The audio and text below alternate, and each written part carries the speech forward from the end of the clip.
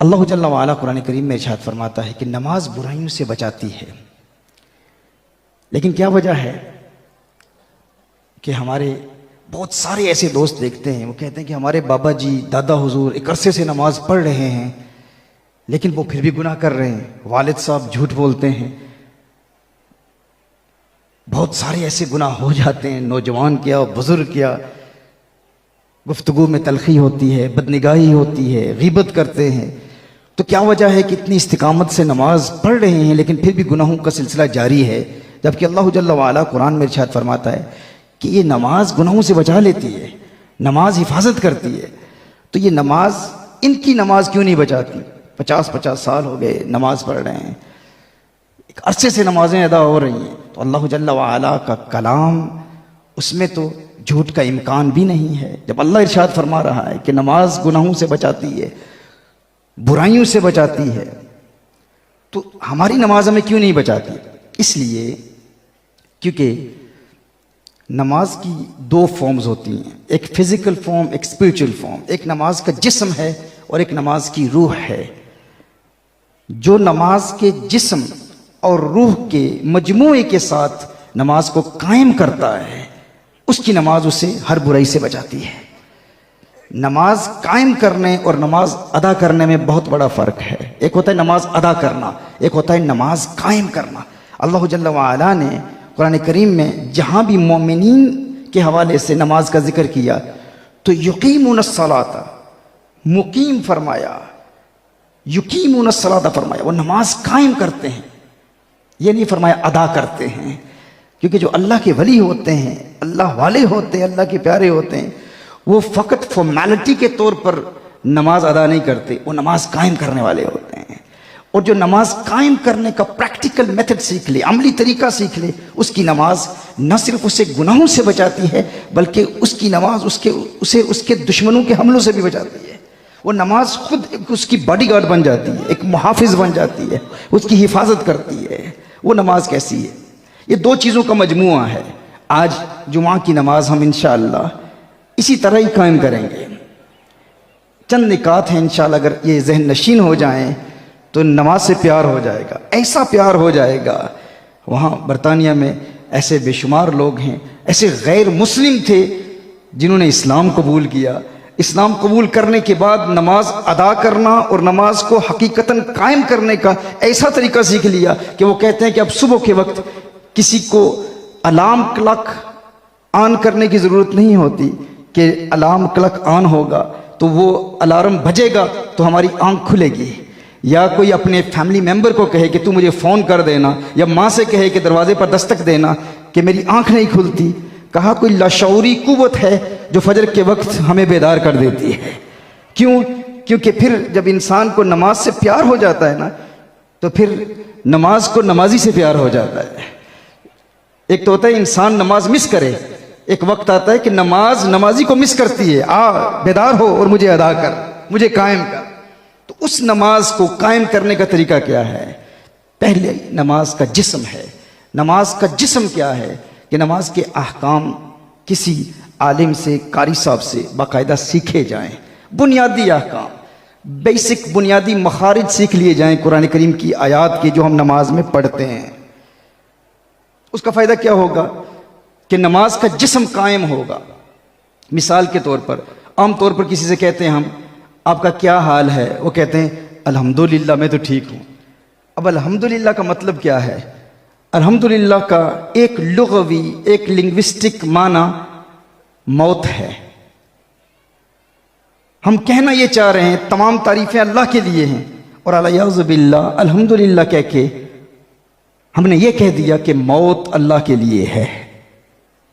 अल्हम्दुलिल्लाह और अल्हम्दुलिल्लाह में ज़मीन व आसमान का फ़र्क है। अल्हम्दुलिल्लाह का माना है तमाम तारीफ़ें अल्लाह के लिए हैं, और अल्हम्दुलिल्लाह का माना है एक माना मौत अल्लाह के लिए है। तो जो शख्स नमाज में अल्हम्दुलिल्लाह रब्बिल आलमीन पढ़ रहा है, उसकी नमाज का तो जिस्म भी नहीं है, चाहे जाए कि नमाज की रूह मौजूद हो। ये मैंने एक मिसाल पेश की है। एक मुद्दत से हम नमाज पढ़ रहे हैं लेकिन इतना वक्त नहीं मिलता कि किसी कारी साहब के साथ बैठकर चंद लम्हे उनके साथ बैठकर कि हमारे बुनियादी मखारिज ही दुरुस्त करा दें। और हमारे बुजुर्ग ये ना कहें कि अब तो दांत ही नहीं रहे, अब जुबान कौन से दांतों के नीचे रखनी है, हमारे लिए नामुमकिन है, अब हम क्यों सीखें किसी के पास जाके। हम तो अपने इलाके के बहुत बड़े मालदार शख्सियत हैं, फलां वडेरों से हमारा ताल्लुक़ है, मैं बड़ा सियासतदान हूँ, बड़ा मालदार, अब मैं इलाके के कारी साहब के पास जाके ज़ानुए तलम्मुज़ तय करूँ, ये नहीं हो सकता। तो याद रखें, अगर हकीकतन नमाज कायम करने वाले बनना चाहते हैं और चाहते हैं कि अल्लाह की बारगाह में हमारी नमाज कबूल हो, तो ये बुनियादी काम हमें करना है। दुनिया के लिए हम बहुत कुछ कर लेते हैं, लेकिन आखिरत के लिए कम से कम हमें नमाज का तरीका तो सीखना है। इसके अलावा नमाज के फ़िक़्ह के बुनियादी मसाइल सीखना ज़रूरी है। ये नमाज का जिस्म है।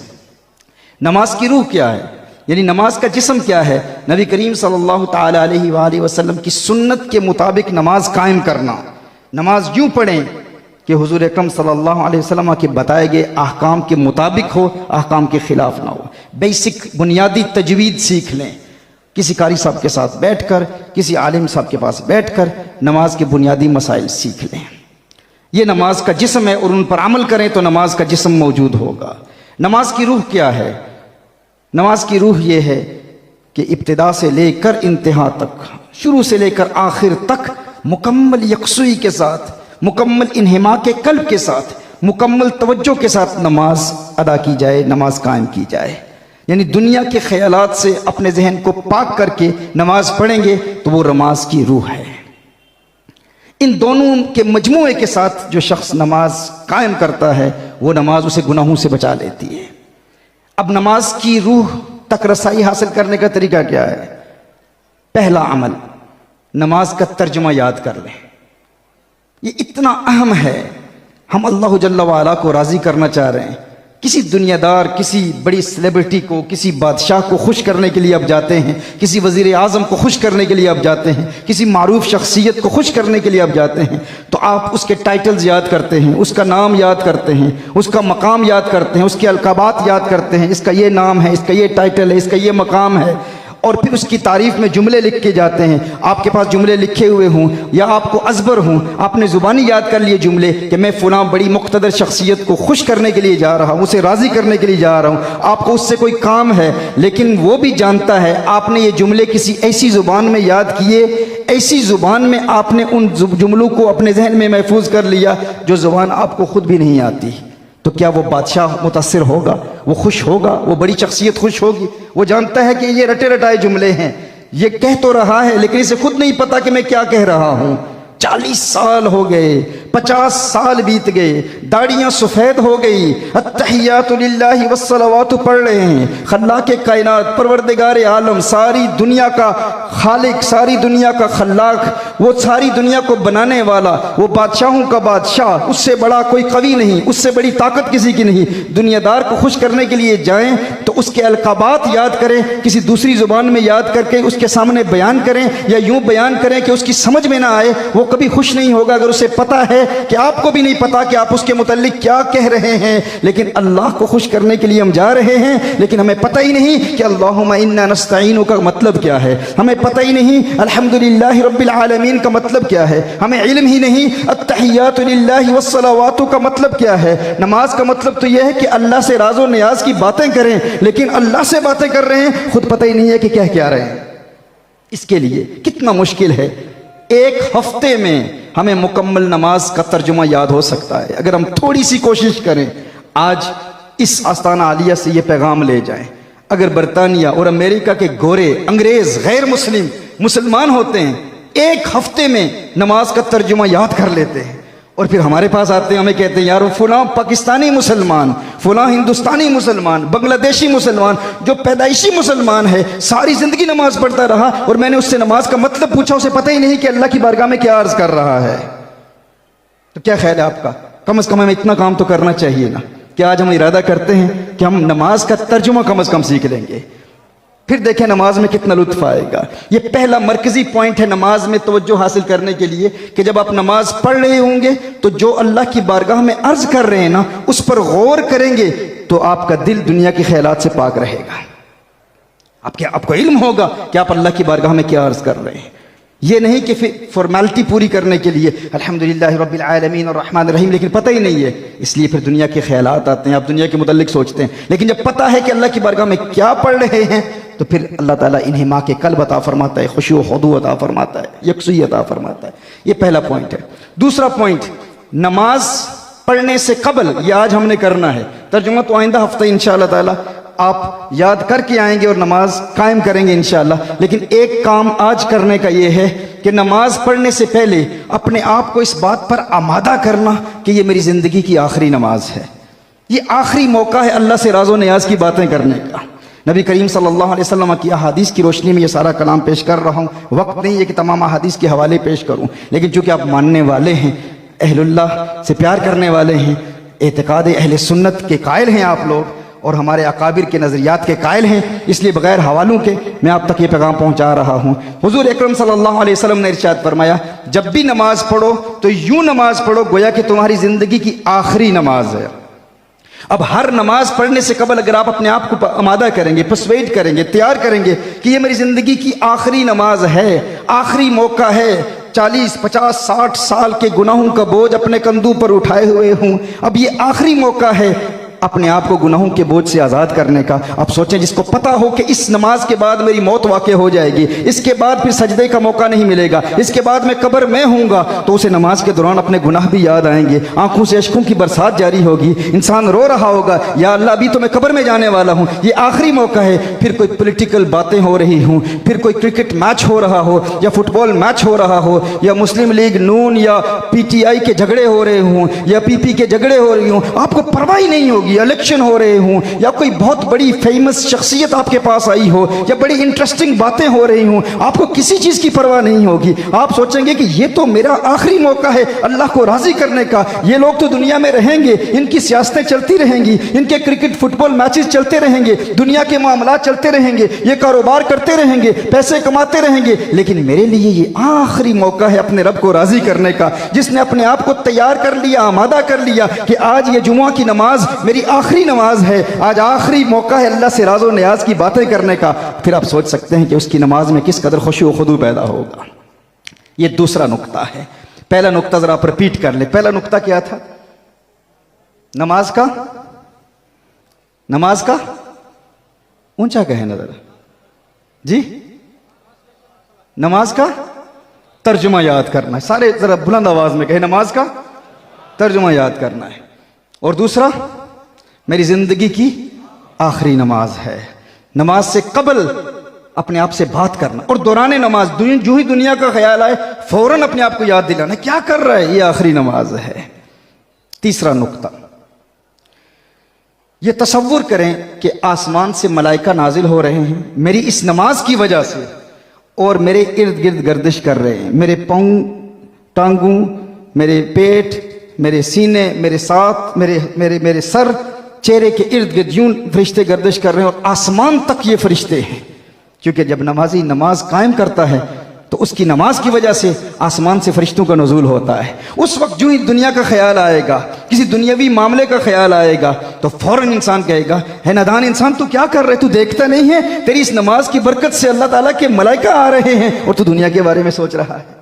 ये तीसरा पॉइंट है, उन मलाइका का तसव्वुर करना। मलाइका की इबादत नहीं करेगा इंसान, इबादत तो अल्लाह की है, लेकिन अल्लाह की बारगाह में शुक्र बजा लाएगा कि इस नमाज की बरकत से इन मलाइका का नुज़ूल हो रहा है। ये नमाज में कंसंट्रेशन हासिल करने का तीसरा नुक्ता है। चौथा नुक्ता यह है, नबी करीम सल्लल्लाहु अलैहि वसल्लम ने इरशाद फरमाया कि यूं इबादत करो गोया कि तुम अल्लाह को देख रहे हो, और अगर तुम अल्लाह को देख नहीं रहे, ये कैफियत नहीं मिलती, तो कम से कम ये तसव्वुर मिल जाए कि अल्लाह तुम्हें देख रहा है।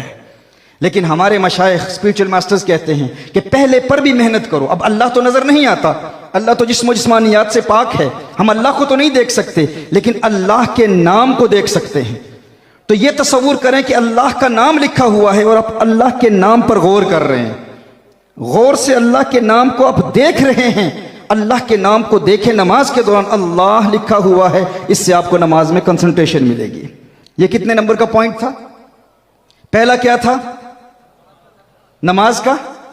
दूसरा, आखिरी नमाज। तीसरा, फरिश्ते नाजिल हो रहे हैं। और चौथा, अल्लाह के नाम पर गौर करना।